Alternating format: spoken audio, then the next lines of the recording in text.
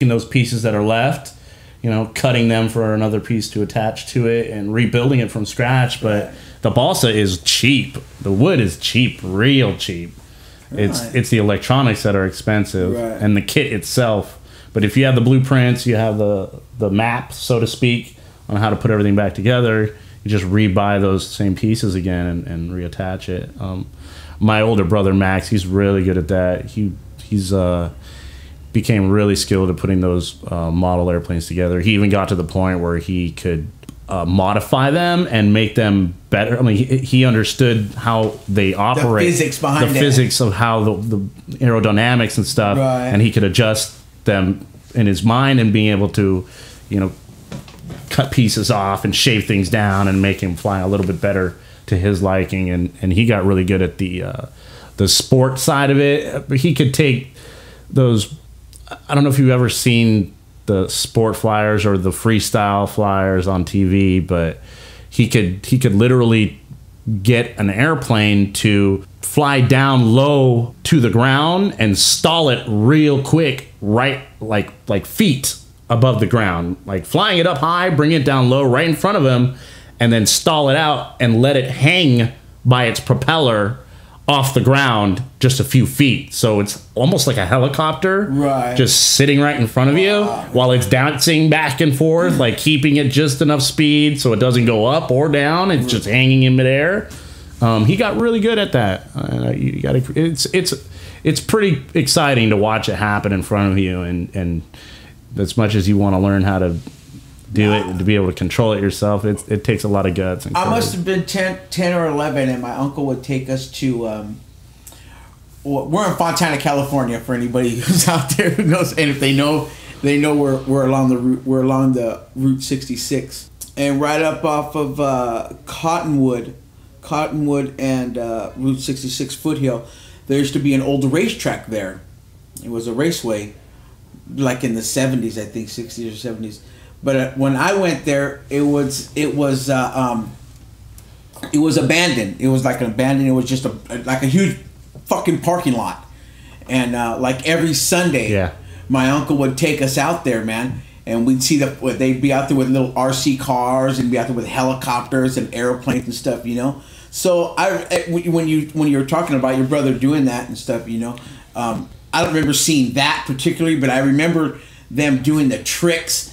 And they'd be up there flying, you know, and they have these, and they got these like harnesses over their shoulders with these big old remotes, and they're going, and I was like, wow, that was really, really fascinating to me back then, you know. I think that was one of the times where it's like, because growing up, I wanted to be in the Air Force. That was my thing, to be in the Air Force, and I looking back, I think maybe those few times that I went, because he would take us like every other Sunday, you know. Or maybe a once a month, you know, we'd go out there. I remember we had a little mini bike. My dad bought me and my brother a mini bike, and but we lived in an apartment at the time, so we kept it over at my grandma's house, right down the street from Cottonwood, and so it had little pegs on the back, you know. And so my Uncle Tony would sit on the front, I'd sit on the seat, and I would be sitting like on the little crossbar. And the little cross member, you know, and then my brother would be sitting on the pegs on the back, and we'd be on the mini bike, and we'd drive up there, and we'd sit out there, you know, and we'd hang out there for, you know, hours and hours and hours, and then we'd drive back down to my grandma's house, you know. It was really, really cool, man. But yeah, I remember, you know, those were good times, man, you know what I mean? So. Well, yeah, those are the things that I look forward to doing with my dad, and going out to schmooze around the other pilots, and a lot of these guys are old veterans that have been through the war and stuff. Most of these guys that fly those little planes, they're vets. And they got a lot of stories, and it's cool. And it's like real cliquey too. It takes a little while for you to warm up to them and them just kind of embrace you, and then they get excited to be able to, you know, school the new pup on how to hang out in the yard, you know. Yeah, so for sure. Yeah, that's always fun. All right, well, my idea for this show was, I kind of threw it in at the end to give a little shout out to Father's Day, so that was kind of improvised. But what I had planned was telling stories of rock legend and lore. Not necessarily rock and roll, but those musician legends that you hear the people tell about, and that you you kind of pass on once your friends start talking about music, and then you talk about your artists and the crazy stuff that the artists have done. So Marin and I have gathered some information off the World Wide Web, the interwebs, and we're going to share some of the knowledge that we've come across.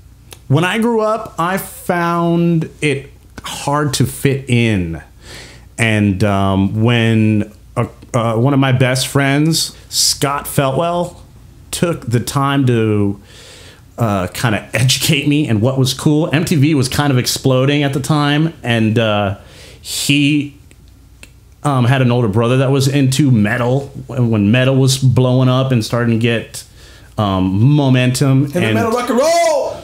And he learned a lot from his brother and the stories that he learned from watching glam turn into metal, and a lot of bands like Alice in Chains were starting to emerge and become cool. Guns N' Roses was just reaching the peak of their fame, and Metallica always had, you know, a cult following, and those fans probably transitioned. I figure the fans of Metallica were probably more gung-ho, and then they kind of adapted into Guns N' Roses. I think Guns N' Roses probably hit the numbers higher with the audience and sales before Metallica did. I think Appetite for Destruction probably made more money than any of Metallica's albums.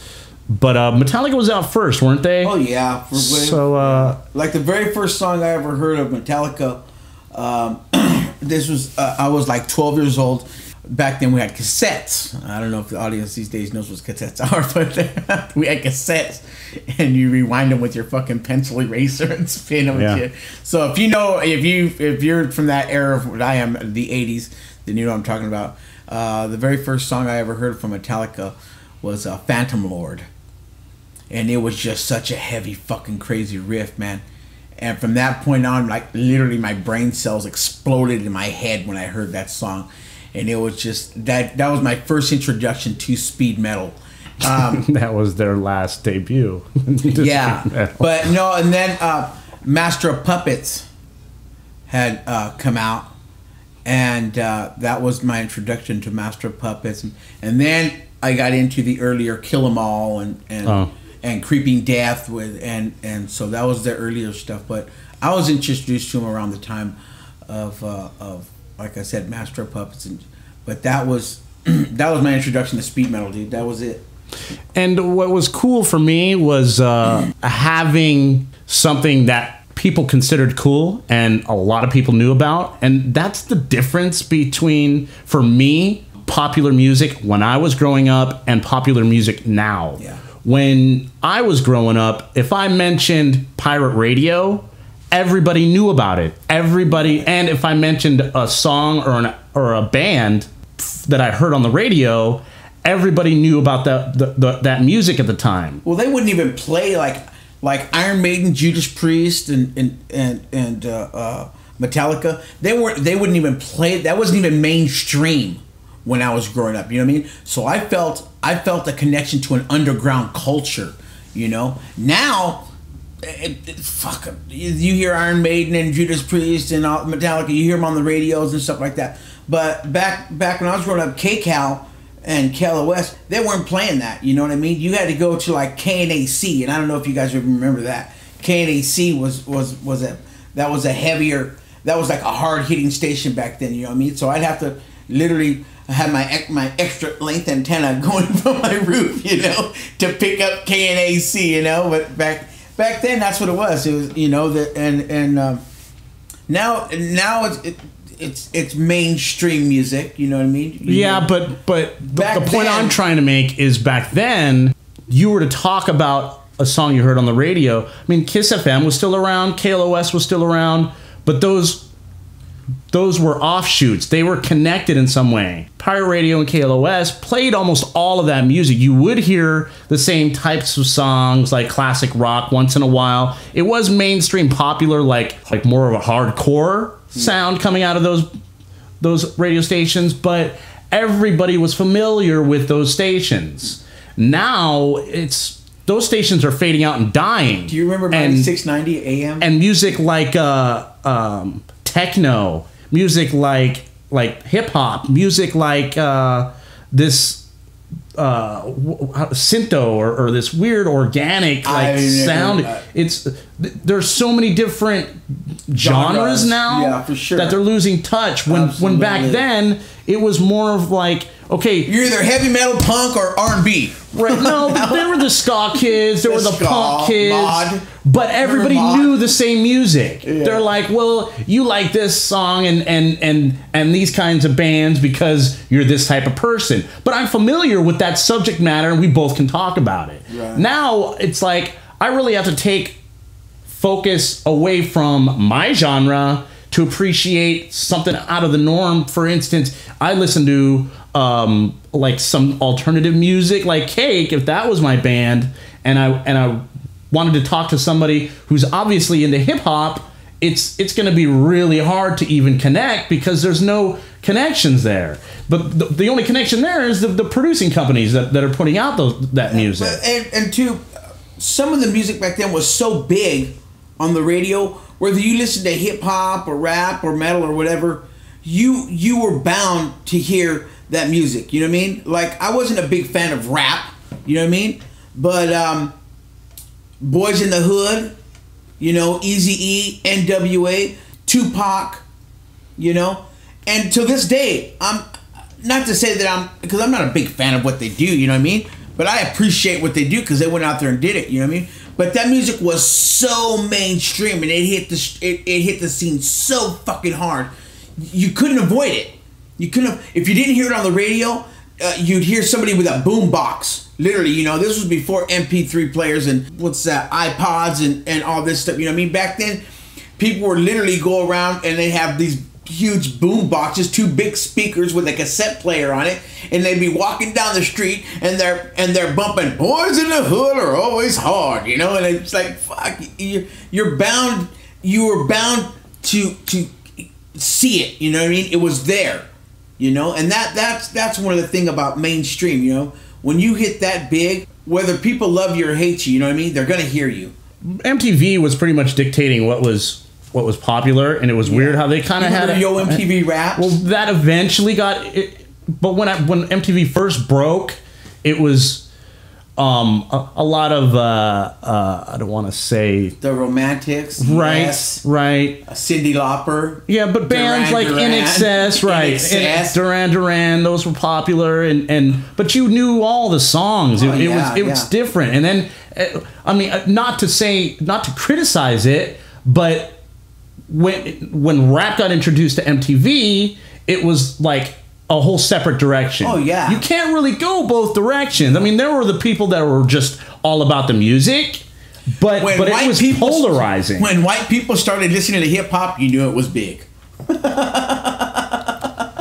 And there's definitely those people out there. I can't judge, and I'm not going to say who decides on what you like. It's just those worlds are so diverse, it's hard to go down one path or both paths to get familiar with both those worlds. Yeah, but when it comes down to the folklore and the stories that get passed down from being into the bands, it was like everybody kind of knew those stories. And since hip hop has become so popular, it's weird. I'm doing searches on the internet looking for legendary hip hop tabloid stories or urban legends of hip hop.